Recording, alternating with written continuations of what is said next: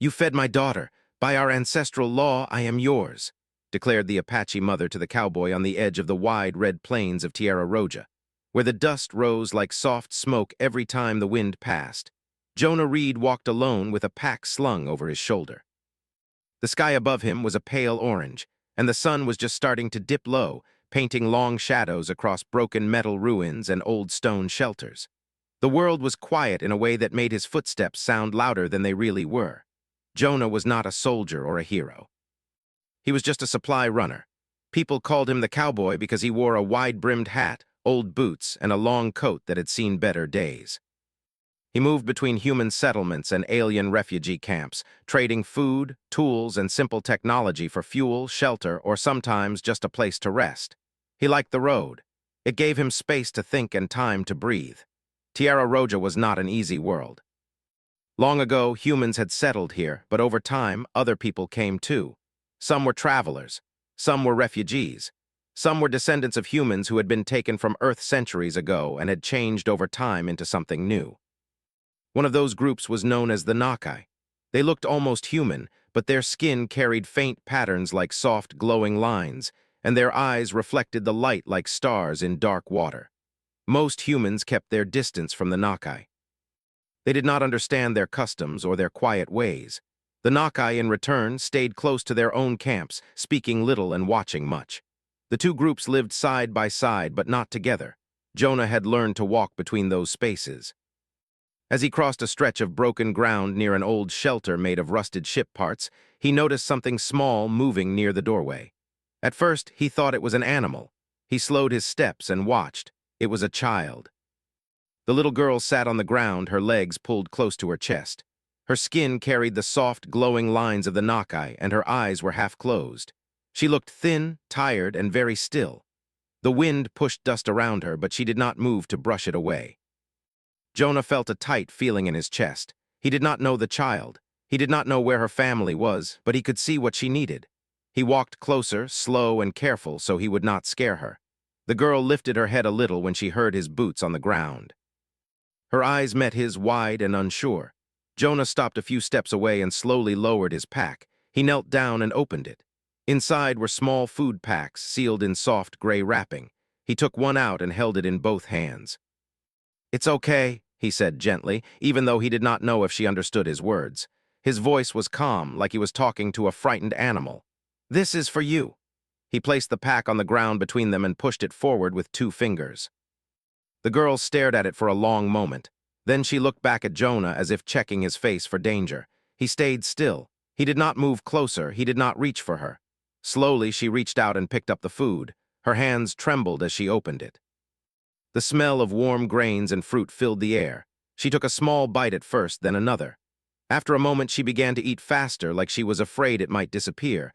Jonah watched, his heart softening. He looked around, expecting someone to come running, a parent, a guardian, but the area stayed quiet. Only the wind and the distant hum of a faraway generator filled the air. When the girl finished eating, she looked up at him again. This time, her eyes were brighter. Jonah smiled a little. He reached into his pack and pulled out a small water bottle. He set it beside her, the same way he had with the food. She took it and drank. He did not stay. He knew sometimes people did not like strangers lingering around their children. When she was done, he stood up, shouldered his pack, and gave her a small wave. "Take care," he said. Then he walked away. He did not know that someone had been watching from the shadow of the broken shelter.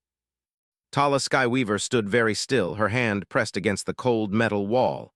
She had seen the human approach her daughter. Her body had tensed, ready to step in, ready to protect. But she did not move. She watched the way he knelt. The way he placed the food on the ground instead of forcing it into the child's hands. The way he stayed back, showing respect instead of control. Tala felt something deep inside her chest shift. When Jonah disappeared into the dusty horizon, she stepped forward and went to her daughter. She knelt beside her and brushed the dust from the child's hair. "Did he hurt you?" Tala asked softly in her own language. The girl shook her head. "He gave me food." Tala closed her eyes for a moment. The law of her people was old, older than their ships, older than the stars they traveled. It had been carried through stories, through songs, through generations that had crossed space and time. To feed a child in need was not a small thing. It was a binding act. Days passed. Jonah reached a human outpost near a dry riverbed. He traded some of his remaining supplies for fuel and a place to sleep. At night, he sat by a small fire, staring up at the strange stars of Tierra Roja, thinking about nothing in particular. The child faded into the back of his mind. On the third morning, as the sun rose and painted the sky gold, he heard footsteps behind him. He turned.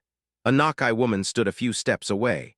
She was tall, her glowing skin patterns forming shapes like flowing water. Her dark hair was tied back and her eyes were steady and calm. Jonah straightened.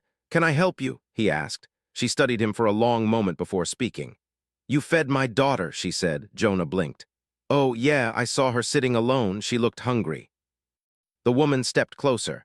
"You did not ask who she was. You did not ask what you would get in return." Jonah shrugged. "She needed food. I had food." The woman nodded slowly, as if confirming something inside her own mind.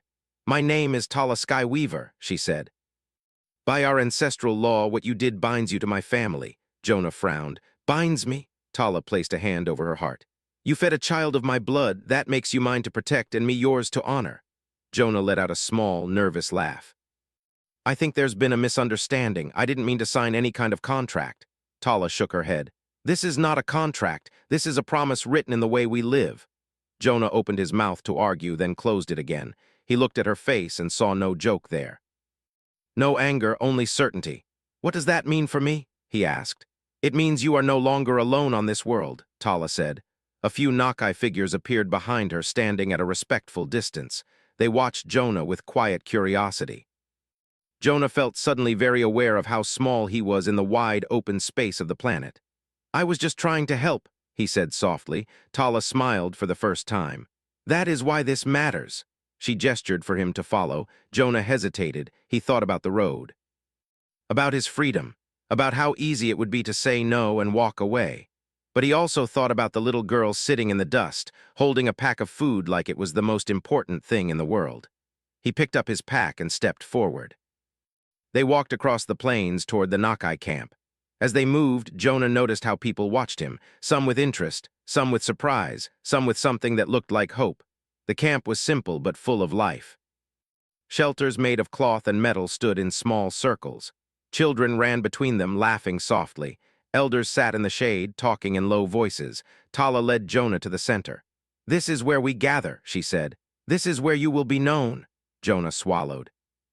"I don't really like being known." Tala looked at him with gentle eyes. "You were known the moment you chose to care." Jonah did not know what to say to that. Somewhere in the crowd he saw the little girl. She spotted him too. Her face lit up and she gave him a small wave. He waved back. The wind moved through the camp, carrying the sound of voices and the soft hum of life. Jonah felt something settle inside him, something he had not felt in a long time. Belonging. He had come to Tierra Roja as a traveler, a man passing through. But now, because of one simple act, he was becoming something else. Jonah Reed did not sleep much that night. The Nakai camp was quiet, but it was not the same kind of quiet as the empty plains. Here, the silence felt alive, like people were listening even when no one spoke. Soft lamps glowed inside tents made from woven fabric and thin metal ribs. The air smelled of warm herbs, clean smoke, and something sweet that reminded Jonah of dried fruit back home. They had given him a small shelter near the edge of the camp, not far from where Tala Skyweaver's family stayed. It was simple, with a thin bedroll and a water jug, but it was clean. Jonah lay on his back and stared at the ceiling cloth, trying to understand what had happened. All he had done was feed a hungry kid. Now an alien woman who looked almost human but not quite had said words that sounded like a lifetime promise. "By our ancestral law, I am yours." Jonah turned onto his side.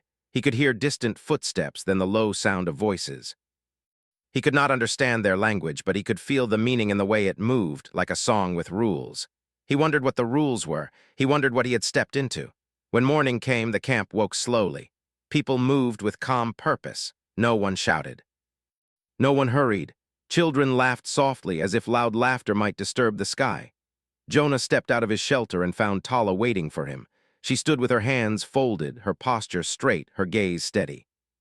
In daylight, the glowing lines on her skin were easier to see. They were not bright like neon.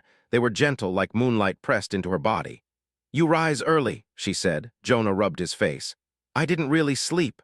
Tala nodded as if that made sense. Change makes the mind restless. Yeah, Jonah said. He hesitated, then looked at her. Tala, I need you to explain this. What you said yesterday about your law, I don't want to offend you, but that sounded like a lot.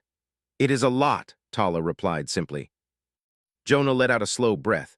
Okay, so what does it mean when you say you're mine? Because I'm not trying to own anybody. That's not who I am. Tala's eyes softened. I did not mean ownership like a thing. I meant belonging like a promise. A promise, Jonah repeated. Yes, Tala said. She gestured for him to walk with her. Come, if you are bound to us, you must understand the rope. A rope is gentle when you know where it is tied. They walked through the camp. People looked at Jonah, but no one touched him. Some bowed their heads slightly. Some placed a hand over their chest. Jonah felt awkward, like he was wearing clothes that did not fit. Tala led him to a fire pit where several elders sat. They were older Nakai, their glowing lines thinner but more complex, like fine art drawn carefully over many years. One elder had white hair braided down his back. Another wore a necklace made of small carved stones. They looked at Jonah as if he had arrived in the middle of a story they already knew. Tala spoke to them in her language. The elder with white hair replied slowly, his tone calm but heavy, like he was lifting something important. Tala turned back to Jonah. This is Elder Chayton, he keeps the old law. Jonah nodded. Hello. Chayton watched him, then spoke a few words. Tala translated. He says, the hand that feeds the child feeds the future. Jonah swallowed. That sounded like something someone would carve into a wall. Tala continued. Our people were not always called Nakai. Long ago we were human, taken away across the dark. We survived by holding on to the laws that made us family, even when we had no land. Jonah's eyebrows lifted. He had heard rumors about groups like that, people lost from Earth long ago, but hearing it spoken like this made it feel real. Chayton spoke again. Tala translated with care, choosing simple words Jonah could follow. He says the law began in hunger times, when there was little food and much fear. When a stranger fed a child, it was proof the stranger was not enemy. The child is sacred because the child cannot lie. If you feed a child, you must see the child as human, as people. Jonah listened, quiet. Tala said, when you fed my daughter, you did more than help her body. You told the spirit of our clan, I see you. I do not let you die alone. Our law answers that kind of act. It does not let it fall into dust. Jonah shifted his weight. So what happens now? Chayton spoke again, longer this time. Tala's eyes focused as she translated. He says you become clan-bound. It means you have a place in our circle. We protect you as we protect our own. We will feed you if you hunger. We will shelter you if you have no roof. We will speak your name with respect. Jonah's throat tightened. It sounded good, almost too good. He had lived long enough to know most things came with a price. And what do I owe? Jonah asked quietly. Tala did not look offended. Instead, she looked like she had expected that question. You owe honor, she said. You owe truth. If our children are in need and you can help, you do not turn away. If our elders call for your presence, you listen. If you are asked to carry a message, you carry it. Jonah tried to smile. That still sounds like a lot for one meal. Chayton's eyes narrowed slightly, not angry but sharp. He spoke one sentence. Tala translated. He says, one meal can change a life. A changed life can change a world. Jonah had no answer to that. Later, Tala led Jonah to her family shelter. Inside, her daughter sat on a woven mat, playing with small carved pieces like puzzle stones. When she saw Jonah, she stood quickly, her face bright. She said something in her language, fast and excited. Tala smiled. Her name is Luma, she told Jonah. She says you are the hat man who smells like road dust. Jonah laughed before he could stop himself. Fair. Luma walked closer, then held out one of the carved pieces. It was shaped like a small star with rounded points. Jonah took it carefully. Tala explained, this is a child's offering. She shares her play with you. It is another sign. Jonah looked at Luma, then at the little star in his palm. He felt something warm and uncomfortable in his chest, like someone had placed a light there. Thank you, he said, keeping his voice gentle. It's beautiful. Luma tilted her head, then pointed at his pack resting near the shelter wall. She made a sound that was clearly a question. She asks if you will leave, Tala translated softly. Jonah opened his mouth, then closed it. He had planned to leave, always leave. That was how he stayed safe. The road had no strings. But now the road had followed him into the camp. I don't know yet, Jonah admitted. Luma's face fell for one moment, then she nodded as if she understood that not knowing was a real place to stand. Outside, the day grew hotter. Jonah helped Tala carry water from a shared storage tank. He repaired a broken latch on a shelter door using a small tool from his pack. He showed a young Nakai man how to reset a solar charger so it would stop overheating. He kept thinking someone would stop him, demand payment, ask why he was touching their things. No one did. People thanked him with a hand over the heart. They offered him tea, warm and bitter but calming. They offered him a small flatbread with a sweet paste on it. Jonah felt surrounded by a kind of respect he did not know how to handle. As afternoon arrived, a new group entered the camp. They were human. 3 figures in dust-colored clothing walked in with careful steps. They wore the markings of a nearby human settlement, Red Basin Station. Jonah recognized the leader, a woman named Maurice Holt. She managed trade and supplies there, and she did not like surprises. Her eyes found Jonah quickly. Her jaw tightened. "Read," she said. "What are you doing here?" Jonah raised both hands slightly, as if showing he was not hiding anything. "Morning to you too, Maurice." Maurice looked around at the Nakai, then back at Jonah. "We heard rumors that you got claimed." Jonah sighed. "It's not like that." Maurice crossed her arms. "Then explain it." Tala approached. She did not show fear or anger. She simply stepped forward as if this was her ground, because it was. Maurice looked at Tala, cautious. "I'm here to speak with whoever is in charge." Tala answered in clear basic English, slow but steady. "I am Tala Skyweaver. I speak for my family. The elders speak for the camp." Mari's gaze moved over Tala's glowing lines, her eyes narrowing as if she was trying to measure the woman like a product. "Fine, Tala." "Is it true you've taken Jonah Reed under your law?" Tala nodded. "It is true. He is clan-bound." Mari's face hardened. "You can't just take humans. You can't just decide you own people and make it a rule." Tala's voice remained calm. "We do not own him." Mari stepped forward. "Then why are you calling him yours?" Jonah stepped between them before the tension could rise higher. "Maurice, stop. She means something different." Maurice looked at him. "Do you even hear yourself? You're telling me you wandered into the alien camp, gave food to a kid, and now you belong to them. That sounds like a trap." Tala's eyes stayed on Maurice. "If it is a trap, why is the door open?" Maurice blinked, thrown by the simple question. Tala continued. "He fed my daughter when she was alone and weak. He did not demand anything. Our law answers kindness with responsibility. That is how we survive." Mari's lips pressed together. "Responsibility is one thing, binding someone without asking is another." Chaitin the elder approached, supported by a younger man. He spoke to Tala. Tala translated. "He says the one who feeds chooses. He could have walked past. He did not." Mari's expression shifted from anger to confusion. "So you're saying he chose this?" Jonah rubbed the back of his neck. "I didn't know what it meant, but I did choose to help." Mari stared at him like he had grown a second head. "You're unbelievable." Tala spoke again, gentle but firm. "This binding does not cage him, it gives him a place. Humans speak of freedom as being alone. We speak of freedom as not being abandoned." Jonah felt those words hit him harder than he expected. Mari's looked away, then back. "Our station needs Reed. He runs supplies we pay for." Jonah frowned. "You don't pay me, you trade with me." Mari snapped. "You know what I mean. We depend on those runs." Tala nodded once. "Then we will speak as family to family, not as buyers to worker." Mari's let out a sharp breath. "Family, you barely talk to us." Tala answered quietly. "Because you do not see us, you see camps. You see problems." He saw a child. That silenced Mari's for a moment. Then another human stepped forward, a younger man with tired eyes. "Mari's, we came to complain, but maybe we should listen. The Nakai have medicines we don't. We have machines they don't. If this bond makes a bridge," Mari's glared at him, but her anger seemed less sure now. Tala turned to Jonah. "There is more you must know," she said. Jonah's stomach tightened.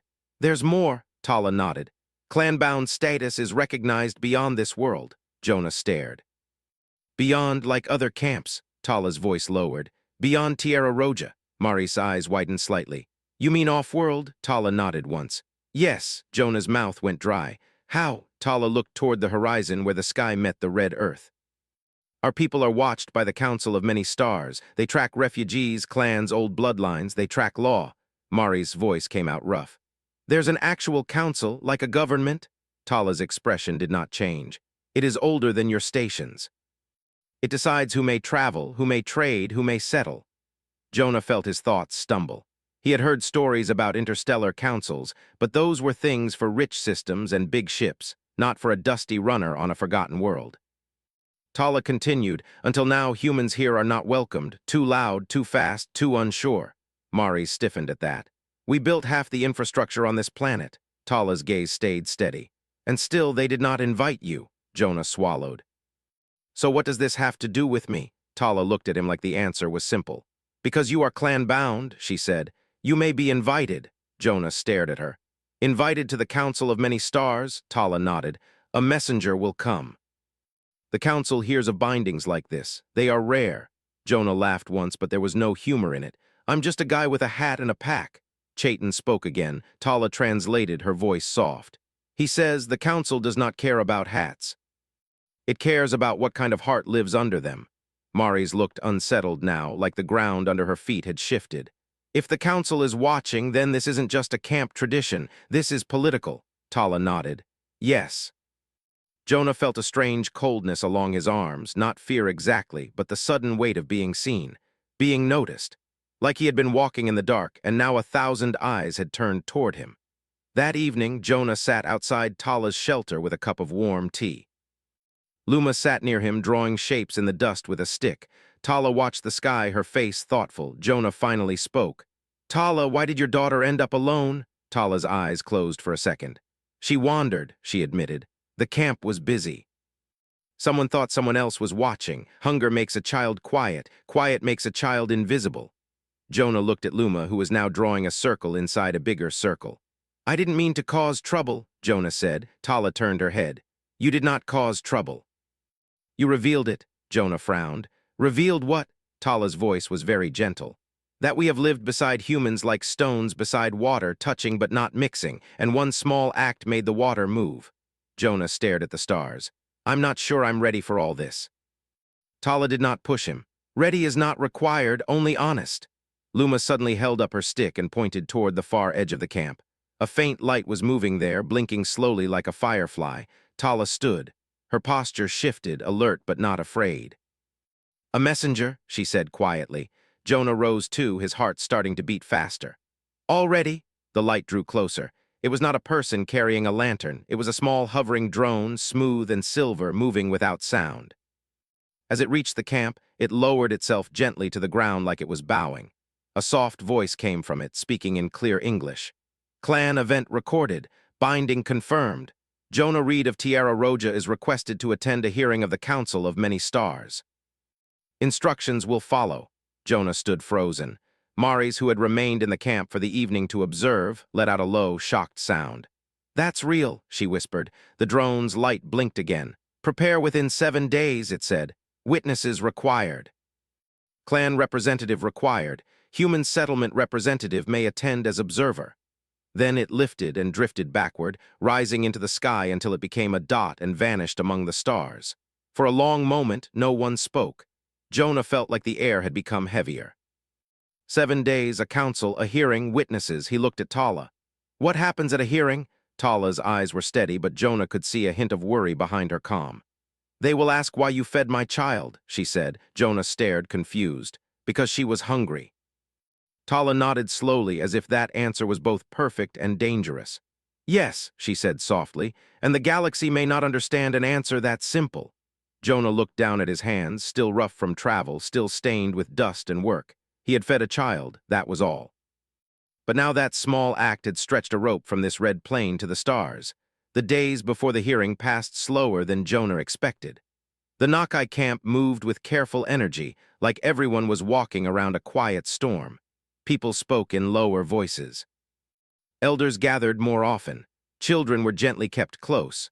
Jonah felt like the center of something he did not understand, like a stone dropped into water, watching the ripples spread farther and farther. He tried to keep busy.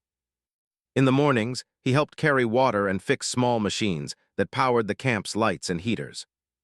In the afternoons, he walked with Tala and listened as she told him stories about her people's long journey through space, about the worlds they had lost and the ones they had chosen not to settle. At night, Jonah lay under the stars and wondered what the Council of Many Stars would look like. He imagined a room full of strange beings, glowing shapes, metal bodies, voices that did not sound like voices at all. And in the middle of it, him. On the 4th day, a transport arrived. It did not land like a normal ship. It floated down slowly, silent and smooth, its surface reflecting the red ground and orange sky like a moving mirror. When it touched the earth, a soft ramp unfolded. Tala stood beside Jonah as the door opened. Inside, the ship was simple and clean. Soft light filled the space without visible lamps. There were seats shaped to fit different bodies, not just human ones. A gentle voice spoke from the air itself. Jonah Reed, Tala Skyweaver. You are ready for transport to the hearing place. Jonah looked at Tala. That's it, Tala nodded. That is it. Maurice Holt stood a short distance away with two other humans from Red Basin Station. She had been chosen as the observer. Her face was serious, her hands clasped tightly in front of her. She walked up to Jonah. I still don't like this, she said. But if you're going, I'm going. Someone needs to make sure you don't accidentally give away the whole planet. Jonah gave a weak smile. Good to have you, I guess. Luma ran forward and hugged Jonah's leg. He stiffened in surprise, then slowly rested a hand on her shoulder. Don't disappear, she said in her soft, simple English. I'll try not to, Jonah replied. Tala placed her hand on Luma's head. The stars will bring him back, she said. Jonah hoped she was right. The ship lifted without a sound. The ground fell away. The red plains became lines, then colors, then a distant curve. Jonah felt his stomach turn as the world dropped out from under him. The voice spoke again. Please remain seated. Transition in progress. The stars outside the ship seemed to stretch, like someone pulling threads of light across the sky. Jonah closed his eyes for a moment. When he opened them, the view had changed. They were no longer near Tierra Roja. They floated in a wide, dark space filled with soft, glowing shapes. Massive structures hung in the void like quiet moons, each one different in shape and color. Some looked like crystal flowers. Others looked like rings made of light. One looked like a mountain carved from glass. The hearing place, Tala said softly. The circle of many stars. The ship moved toward the largest structure, a wide, open ring that glowed with a gentle blue light. As they passed through it, Jonah felt a strange warmth, like walking into sunlight after a cold night. The ship settled onto a platform. The ramp lowered. Jonah stood up slowly. His legs felt weak. Remember, Maurice whispered, don't say anything you do mean. Jonah nodded. I don't know how to say anything else. They stepped out. The space inside was enormous. The floor was smooth and dark, like still water. The ceiling was high and open, showing the stars above as if the building had no roof at all. Around the wide circle, figures sat or stood in places of light. Some were tall and thin. Some were round and floating. Some looked like moving shadows. Some looked almost human, but not quite. Jonah felt very small. A soft sound filled the space, not loud but deep, like a note played on a giant instrument. A voice spoke, coming from everywhere and nowhere. The circle of many stars is open. A binding has been recorded. The bound one may step forward. Tala touched Jonah's arm. Go! Jonah took a deep breath and walked into the center of the circle. The floor under his boots glowed faintly. State your name, the voice said. Jonah Reed, he answered. His voice echoed slightly. State your world. Tierra Roja, Jonah said. State your act. Jonah hesitated. My act, he repeated. The act that caused the binding, the voice clarified. Jonah swallowed. He thought about Luma sitting in the dust, about the food in his pack, about how simple it had felt at the time. I fed a child, he said. A quiet ripple moved through the circle, not sound but something like attention shifting. Why? The voice asked. Jonah frowned. Because she was hungry. There was a pause. Then another voice spoke, different from the first. This one sounded like many voices layered together. Hunger exists on countless worlds. Why answer this one? Jonah's heart beat faster. He looked around, but he could not tell who had spoken. I don't know, he said honestly. I just saw her. Another voice, soft and flowing like water. You could have walked past. Jonah nodded. Yeah, I could have. Why did you not? The first voice asked again. Jonah felt heat rise to his face. He was not used to being questioned like this. He searched for a clever answer, something that sounded important. None came. Because she looked alone, Jonah said. And I've been alone, I know what that feels like. The circle grew quiet. Tala stood at the edge, her hands folded, her face calm but focused. A tall figure of light leaned forward. You compare your feeling to the need of a child. Do you believe they are equal? Jonah shook his head quickly. No, I mean, I don't know, I just know it hurts to be invisible. She looked invisible. Another ripple of attention moved through the space. A floating shape, glowing green, spoke. Your species is known for conflict, for taking, for building and breaking. Why should this act be trusted as true? Mari stiffened at the edge of the circle, but she did not step forward. Jonah felt a flash of something in his chest. Not anger, not pride, just a quiet need to speak. "I'm not my whole species," he said. "I'm just me," the voice replied, "and yet you stand as a sign of them." Jonah took a slow breath. "Then I guess this is the part where I hope they're better than you think." Tala's lips curved slightly. Chaitin, who had come as a witness, stepped forward and bowed. He spoke in his language. Tala translated. He says, "We did not bind him because he is human. We bound him because he is kind." A being shaped like a tall crystal turned. "Kindness is a word, law is a structure. Explain how one becomes the other." Tala stepped into the light. "Our law was born when we had nothing but each other," she said. "We crossed space as broken people. We learned that if we did not protect the young, there would be no future to argue over. So we made a rule that says the one who protects a child becomes part of the family. That way, no child is ever only one person's responsibility," the crystal being tilted slightly. "You make family a system," Tala nodded. "Yes," another voice, low and deep, "and you offer this system to an outsider." Tala's gaze moved to Jonah. "He offered it to us first. With food, with no request." The voices began to overlap, not loudly, but like a soft storm of thoughts moving through the circle. Jonah stood still, his hands at his sides, trying not to fidget. Then the first voice spoke again, and the others faded. "Jonah Reed." "Do you accept the binding?" Jonah blinked. "I thought that already happened." "It can be refused," the voice said. "Refusal will dissolve the law's effect. The clan will release you. Memory of this event will remain, but status will not." Jonah felt his chest tighten. He looked at Tala, at Chaitin, at the edge of the circle where Mari's watched him, her face tense. He thought about the road, the freedom of moving without being known, without being needed. Then he thought about Luma waving at him. About the camp offering him food and tea and quiet respect without asking who he was or what he could give back. "What happens if I accept?" Jonah asked. "You become a bridge," the voice replied. "A bridge between what?" Jonah asked. "Between your people and hers. Between those who act and those who measure, between law and heart." Jonah let out a slow breath. "That sounds heavy." "Yes," the voice said simply. Jonah rubbed his hands together, feeling the rough skin, the old scars from work and travel. "I didn't mean to be a bridge," he said. "You did not mean to feed a future either," the voice answered. "Yet you did." Jonah looked up at the stars above the open ceiling. "All my life I've tried not to be tied down," he said. "Places, people, promises. They all hurt when you lose them." The circle listened. "But I think being alone hurts more," Jonah continued. "And if being tied to someone means they're not alone, then maybe that's worth the risk." Tala closed her eyes for a moment. "I accept," Jonah said. A soft light moved across the floor, forming a wide circle around him, Tala, and Chaitin. "Binding confirmed," the voice declared. "Clan-bound status recognized, status extended." Mari stepped forward without thinking. "Extended to who?" she asked. The voice turned its attention to her. "To those who follow his path." Mari's froze. "What does that mean?" the crystal being spoke. "This act has been observed across the network. Other clans, other refugee lines, other systems, they are curious." Jonah frowned. "Curious about what?" "About a species that feeds children without being asked," the being replied. A floating figure added, "About a culture that turns kindness into law." The first voice spoke again.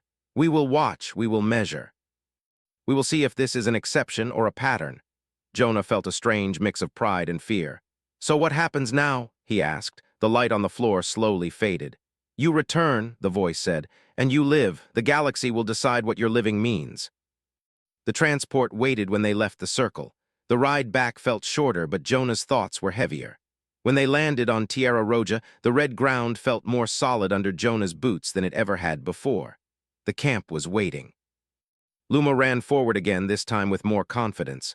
Jonah knelt and let her hug him properly. Tala approached. "The stars kept their promise," she said. Jonah stood. "Yeah, they did." Maris walked up, shaking her head slowly. "You realize what you just did, right?" Jonah shrugged. "Fed a kid, said yes to a law, confused a room full of aliens." Maris gave a small, tired laugh. "You might have started something bigger than trade routes and treaties." Jonah looked around the camp, children playing, elders talking, people living.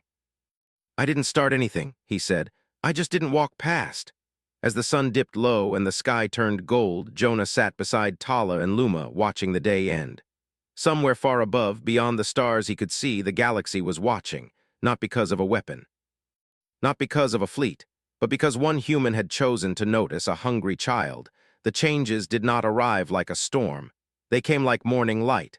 At first, Jonah Reed did not notice anything different. He went back to his usual work, walking between the human settlements and the Nakai camp, carrying supplies in his worn pack. He fixed broken chargers. He helped unload trade crates. He shared tea with elders and jokes with tired station workers. But slowly the world around him began to shift. One morning, when Jonah reached the edge of the camp, he saw a human woman standing near the water tank. She looked nervous, her hands wrapped around an empty bottle. A Nakai teenager stood beside her, showing her how to open the valve. Jonah stopped and watched. A week ago, that would not have happened. Humans and Nakai had stayed in their own spaces, careful and distant. Now they were standing side by side, talking in simple words and hand gestures, trying to understand each other. The woman filled her bottle. She smiled at the teenager and placed her hand over her heart in the Nakai way. The teenager smiled back. Jonah felt something warm settle in his chest. Tala noticed it too. They walked together through the camp later that day. She pointed out small changes like they were rare birds. "Look," she said softly, nodding toward a group of children.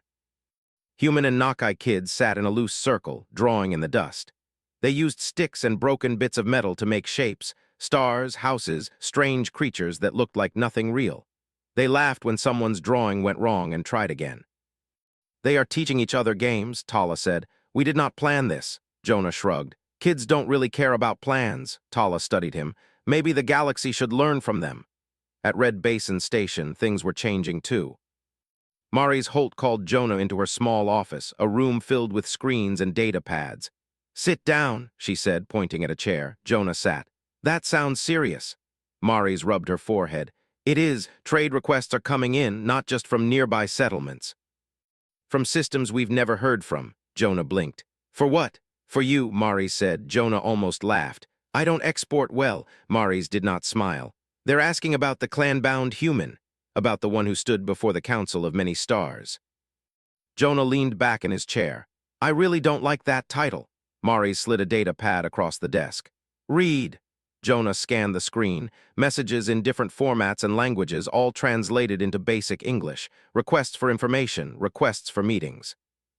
Requests for permission to visit Tierra Roja. "They want to see the camp," Jonah said quietly.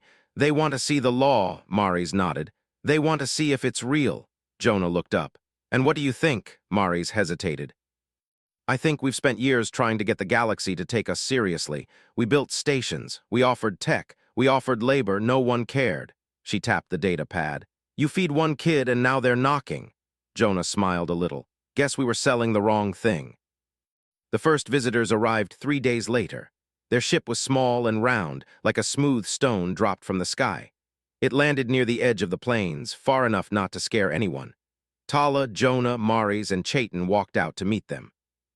The visitors were tall and thin, their skin a pale blue, their eyes dark and wide. They wore simple clothing and carried no visible tools or weapons. They bowed slightly when they approached. "We come to observe," one of them said in clear, careful English. "We heard of a world where kindness is law." Tala placed her hand over her heart. "You are welcome to watch." The visitors did not rush. They spent days in the camp. They followed Jonah on his supply runs. They sat with elders. They watched children share food and toys. They asked many questions. "Why do humans help when there is no reward?" one asked Jonah. Jonah thought for a moment. "Sometimes the reward is not feeling bad about walking away." The visitor tilted their head. "That is a strange reward." "Yeah," Jonah said, "but it works." More visitors came after that. Some were curious, some were careful, some were hopeful. One group came from a system where refugees were kept in floating camps far from the main cities.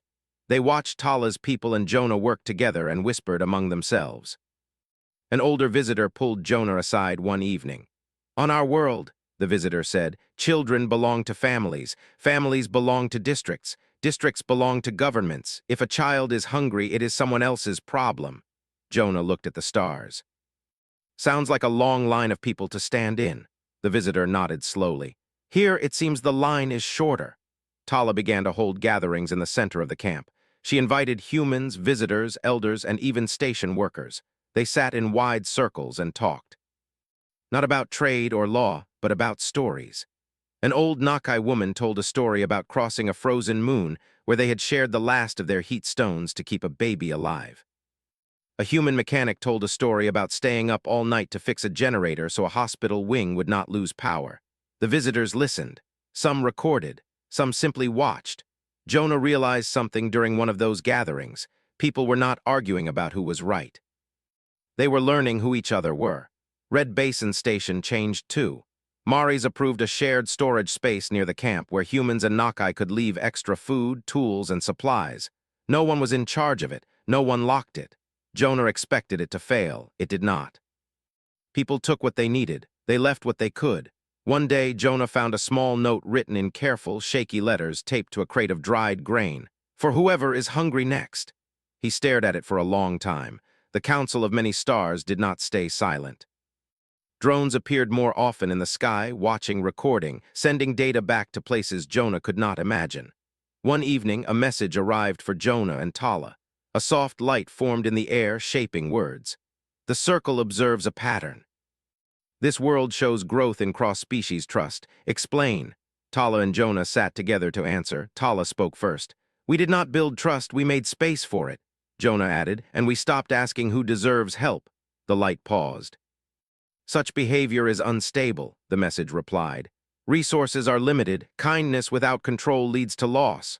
Jonah frowned. Loss of what?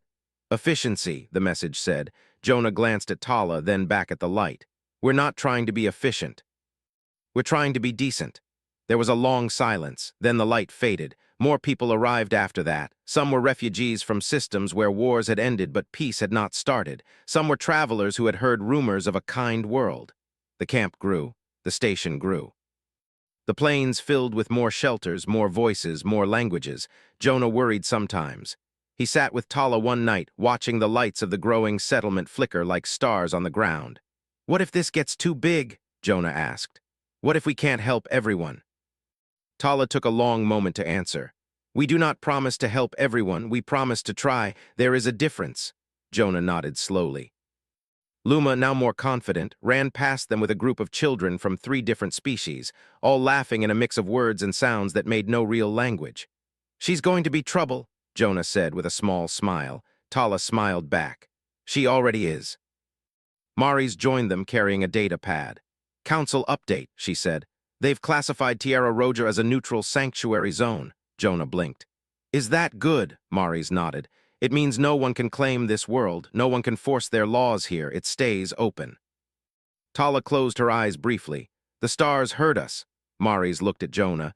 You did this, you know? Jonah shook his head. No, all of them did, he gestured to the camp. I just started a very small thing, Mari sighed. Small things are dangerous, Jonah smiled. So are big ones. One day, a visitor asked Jonah a question that stayed with him. If you had known all of this would happen, the visitor said, would you still have fed the child? Jonah did not answer right away. He watched Luma helping a new child from another world learn how to draw a star in the dust. Yeah, Jonah said finally. I think I would, even if none of this happened, even if it was just her and me and an empty plane. The visitor studied him. Then this world is not the reason, you are. Jonah shook his head. I'm not special, I just didn't walk past. As the weeks passed, the name for Tierra Roja began to spread. The kind world, not because everyone was kind, but because kindness was allowed to matter. One evening, Jonah stood on a small rise overlooking the camp and the station beyond it. Lights glowed in soft colors. Ships came and went quietly. Tala stood beside him. Our people once believed we would fade into the dark, she said, that we would be a story told by no one. Jonah looked out at the growing world. Doesn't look like fading to me, Tala nodded. No, it looks like becoming. A drone appeared in the sky, hovering gently. A familiar voice spoke. The circle of many stars acknowledges Tierra Roja as a point of cultural shift. Observation will continue, Jonah sighed. I really wish they'd stop saying things like that, Tala smiled. They do not know how else to speak. The drone left. Jonah and Tala stayed there, watching the world they now shared. Below them, humans and Nok and visitors from faraway stars walked the same paths, shared the same water, laughed at the same small jokes. It was not perfect. There were still arguments, still mistakes, still moments when people pulled back instead of reaching out. But there were more moments now when they stepped forward. Jonah thought about the road he used to love, the empty space, the quiet freedom of being unknown. He still loved it. But now, when he walked those paths, people called his name, not because he was important, but because he belonged. And in a galaxy that measured power in fleets and numbers and control, a small world on a red plain was quietly showing another way to be strong. Not by building walls, time changed Tierra Roja in quiet ways. The red plains that once stretched empty and silent now held paths worn smooth by many feet. Small gardens grew near the shelters, where green leaves pushed up through the dust. Solar towers stood like tall flowers, catching the light of the pale sun and sharing it with everyone who lived below. Jonah Reed still walked the roads, but they were no longer lonely roads. People waved when they saw him. Children ran up to him, asking about the places he had been. Visitors from far systems asked him to tell the story again, the story of the hungry child and the food pack and the law that had reached the stars. Jonah always told it the same way. "I just fed a kid," he would say. Some people laughed, some nodded like they understood something deeper. Years passed, though Jonah did not always feel them. His hair grew a little lighter, his coat grew more worn, his boots picked up new scratches from new worlds and old paths. Luma grew too. She was no longer the quiet child who sat in the dust. She ran through the camp and the station with confidence, helping newcomers find water, showing them where to rest, and teaching younger children the games she had learned from humans, Nakai, and visitors from strange, distant stars. One afternoon, Jonah sat on a low wall near the shared storage space, watching Luma and a group of children pass around a basket of fruit. They took one piece each and made sure everyone had something before taking more. Maris Holt stood beside him, her arms crossed, a small smile on her face. "Remember when we thought this would fail?" she said. Jonah nodded. "I remember thinking someone would steal everything." Maris chuckled. "Turns out most people just don't want to be the first one to take too much." Jonah watched a young visitor from a floating species carefully offer a piece of fruit to a human child who looked unsure. The child took it, smiled, and offered one back. "Funny how that works," Jonah said. The Council of Many Stars still watched. Their drones came less often now, but when they did, they hovered quietly, observing the markets, the gatherings, the shared meals. Messages still arrived, but they were different, less questioning. More listening. One message came on a warm evening when the sky was painted in soft pink and gold.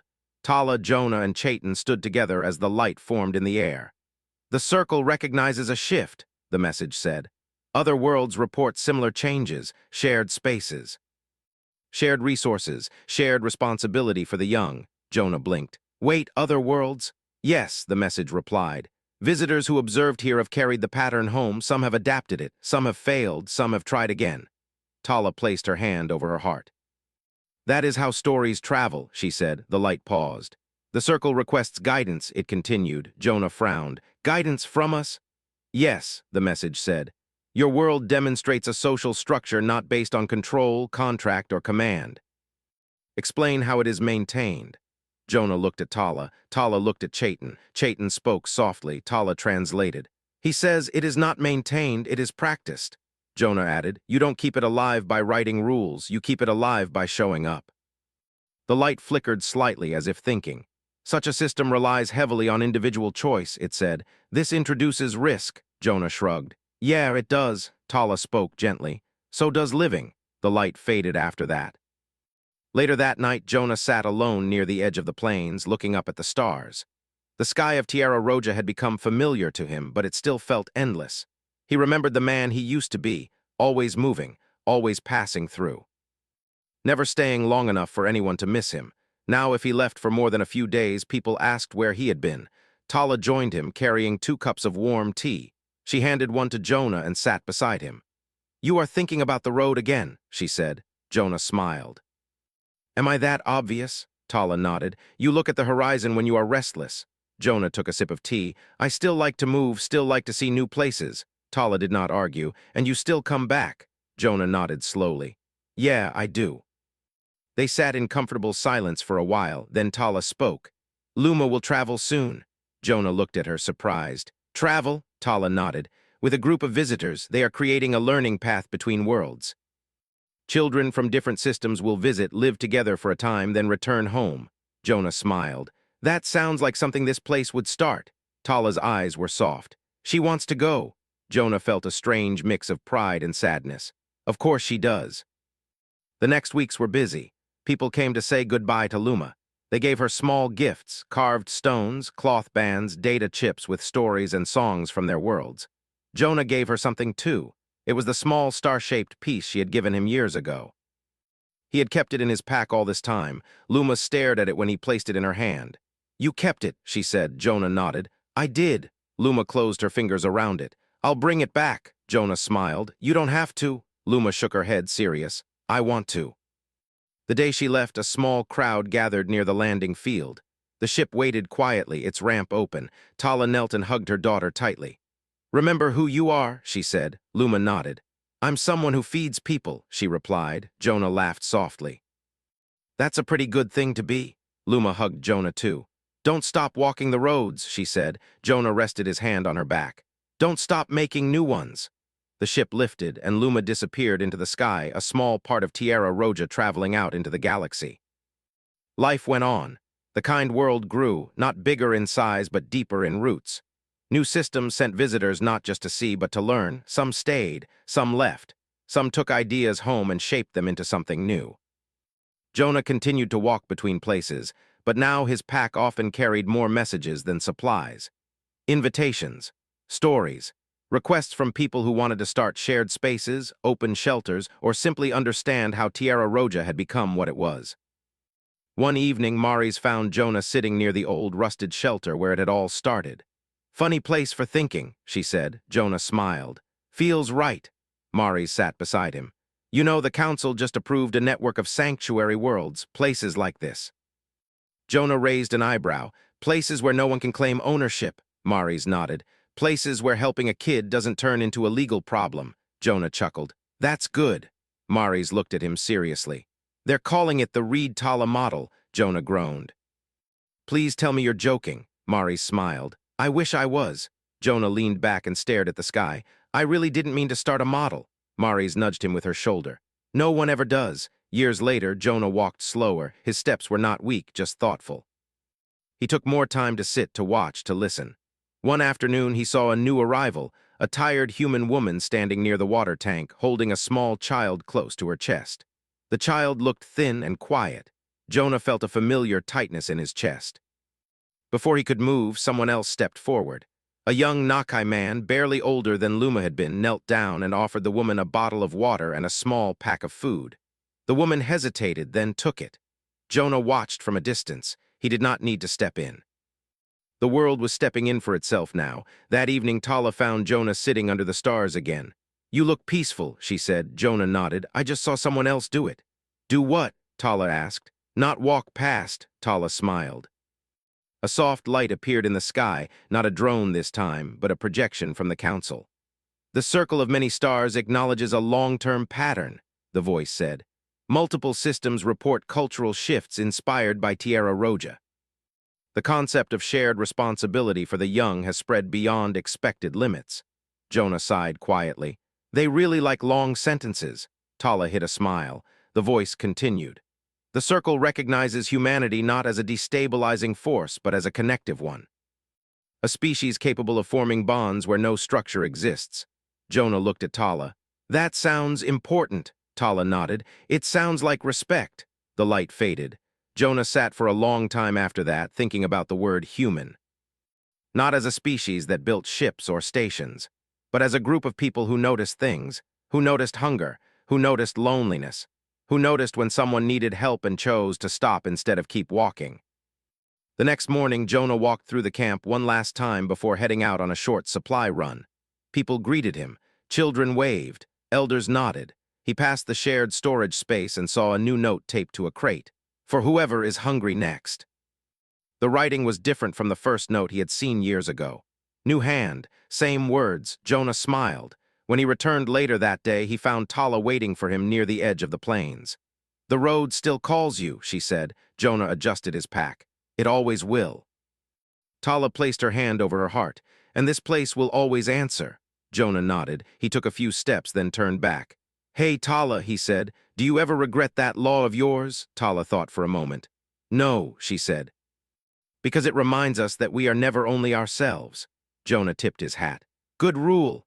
He walked out onto the red plains, the dust rising softly under his boots. The stars above him were the same stars he had always seen. But now, somewhere among them, worlds were sharing food, opening doors, and teaching their children a simple idea. That strength did not come from what you could take. It came from what you were willing to give.